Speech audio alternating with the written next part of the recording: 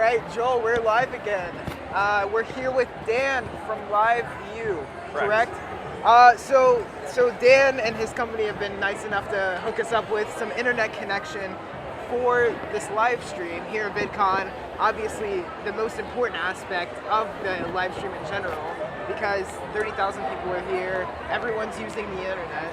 So tell me a little about your company and how it enables creators to go mobile and to really make the most out of their time at big conferences like this, big events like this. Sure, absolutely. So LiveU is the originator of what's called the cellular bonding space. This has been around for 10 years in the E&G market, news gathering market, where our customers are Fox News and NBC and CNN. What LiveU did was bring that same bonding technology to the online space in a smaller form factor, less expensive units. You have one on you. I have one on me. Wow. Now you're using a slightly larger one here for the crowd environment, but all of the different platforms, all of the different hardware platforms have the same idea of be mobile, get bonded connection to get your video signal out or any IP out. It takes multiple cellular signals or Wi-Fi or Ethernet, in some cases satellite or other forms of IP connectivity, bonds them all together, sends the signal over all of them at once, so that you get better bandwidth, better resiliency, especially in crowded scenarios like this. We've been doing that for 10 years. We've been refining that algorithm for 10 years. We feel like we've really got it to the point where, obviously, almost everybody in the news market relies on us, and now we think that everybody in the online space can rely on us as well. And battery powered, using LTE signals, you can be walking around, you can have it on your belt. You don't have to be tied to where an Ethernet drop is, tied to your Wi-Fi zone. Things like that. You can be anywhere in the world. Wow, so it really empowers creators with a lot of freedom to do what they want and wherever they want to do it. Yep, okay. Absolutely. Cool, so other than shows like this and events like this, are you guys moving into like sporting events? And because I know you said that you do like news and that type of thing. So like where do you see the future of your technology being used? Yeah, so we're definitely still strong in the news market, even in the online space where you've got a lot of great emerging different points of view news outlets that use the online space as their platform to get that information out. But definitely our next biggest market is sports, and there we service everybody from the pro teams down to sort of niche sports and emerging sports, things like that want to be able to shoot from the field. Do you have any curling? Do you have anybody doing curling live yet? I believe we did have somebody using it for curling. That's great. Yeah. Yeah, that's probably the best, because they're not getting the coverage they need, and this is the way to like blow curling up before the next Olympics, I think. Such an interesting sport, too. Yeah. Yes, and when is the next Winter Olympics, by the way? Next year, winter, right? Is it? Yeah. Okay, well look out for curling. Curling, yeah. LiveU, that would be great. So Can I ask a question? Yes. Yes. Can you make some predictions about what the future of the internet will look like in 10 years based on your experience with it right now?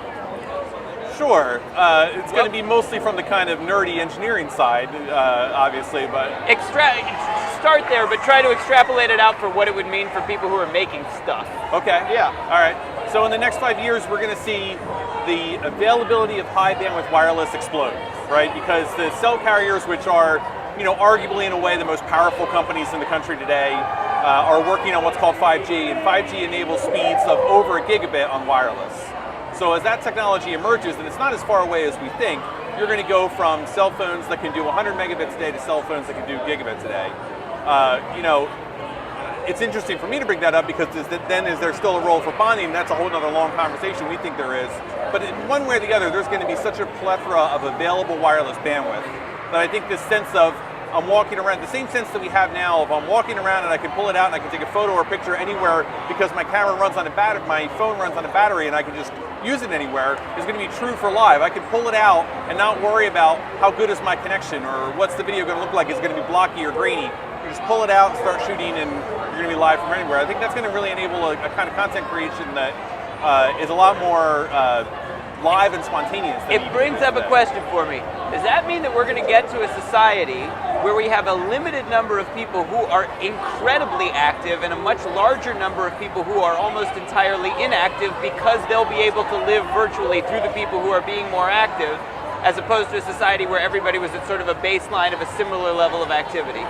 So if you're a big science fiction fan, the sort of earliest form of that kind of science fiction, like Neuromancer and Snow Crash, referred to a world like you're talking about where virtual reality replaced activity. You sat at home and you joined the world through that. And then there was a later generation of science fiction like Rainbow's End by Werner Vinge that referred to an augmented reality world where you're all connected and we're all seeing virtual reality at the same time, but you're seeing it through glasses that allow you to, or contact lenses that allow you to still see the world that's there and then just overlay information on top of it. And that's really what, for instance, at F8, Facebook was talking about. They're betting big on augmented reality. So I think maybe it's not going to be just a bunch of people in the basement with headsets on as we're afraid of. It's going to be all of us out there where we're going to see through contact lenses that allow us to overlay, people's names and remind ourselves of who they work for and things like that, their LinkedIn profile and all that kind of information. Okay, it obviously sounds like you're a science fiction fan if you can make those references. I would love for you to tell us if there's anything that you read in science fiction books over your life that you haven't seen yet come to be that you would most like to see happen in the world. Like if you could snap your fingers and in 5 years something that you've read, or whether it's a replicator from Star Trek or whatever it is, what would you like to see be our future? I think probably the personal selfish answers, since I do a little bit of work travel, would be the teleporter, because how much easier would that be, right? Yeah. Even the plane ride out here, it's not that a plane ride's bad anymore, it's so much easier to just walk through a door and be in California from New Jersey. I was talking about this with my friend, and it seems like the answer to that would be that once we reach the point where our consciousness is digital entirely, then we solve that problem. Then you don't need the body, you can just send your digital consciousness into whatever form it would take there. If the digital consciousness takes over instead of the analog consciousness that we're currently with, will we cease to be humans and then need to be described as something else, or would we continue to be humans? That's one of the, I think, the core questions of science fiction. Like, there's literally 30 years of science fiction trying to grapple with that question. For you, where does it land? I think we're always going to be human, because it's the consciousness has more to do with it than the actual physical part of it to me. So if that consciousness still looks like what we think of as human consciousness today, we don't suddenly become multi-minded or something like that, then I think I would still think of it. So you're defining humanity as this specific level of consciousness that we now exhibit, and as long as it stays relatively in that plane, we remain humans. Yep. And once we can occupy multiple consciousnesses, we have to give ourselves a new name? Yeah, then I think it's time. Great. Yeah. Sorry, I didn't mean to derail you. Go back to where you wanted. Wow, my mind is blown from that conversation. So, I don't even know where to go after that with alternate consciousnesses and who you're becoming and throwing yourself in someone else's. But what do you think of technologies like travel technologies like Hyperloop and all of that stuff, where it's like the train system that is, they're advertising that they can do San Francisco to LA in 30 minutes? Yeah. Is that what they're?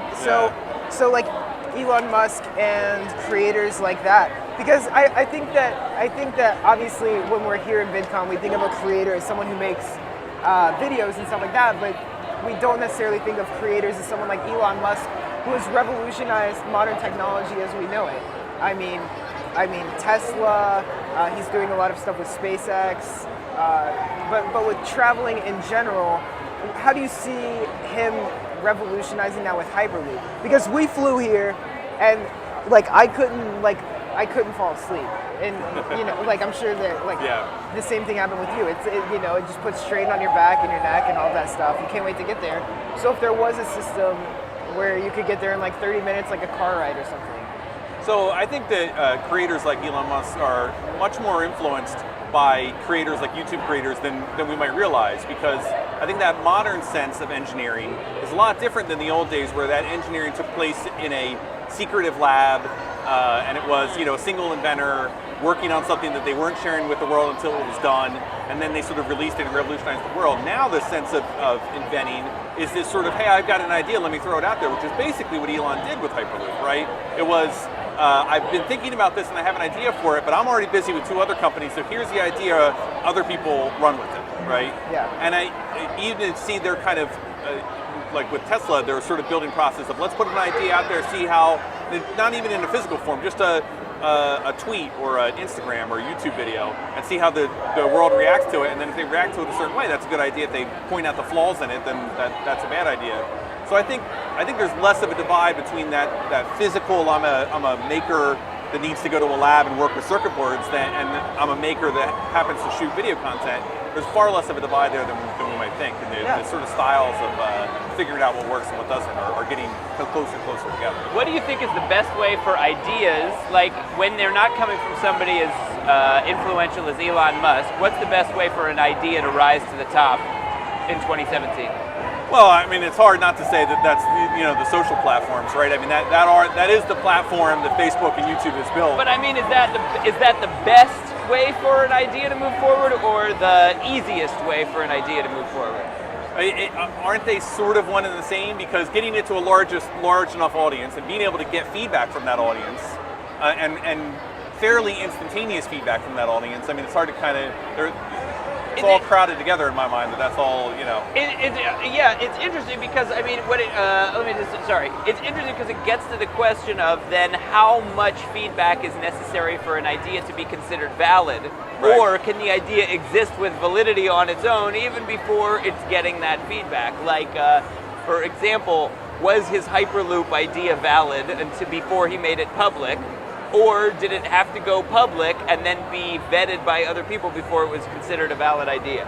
Well, there's a lot of headlines right now about the 10-year anniversary of the iPhone and how that was really built. Apple's sort of the opposite of all that. Do it in a secret lab. Don't tell anybody. Come up with code names. Purposely put misinformation out there to mislead people. Right. But to me, that's almost the exception that proves the rule, right? So that worked for the iPhone fantastically. But I think that there's for that one example, there's 99 other examples of technologies that have been sort of more vetted by the community as a whole on their way towards a final product, right? And are better for it. Makes sense. Sorry. Okay, keep going.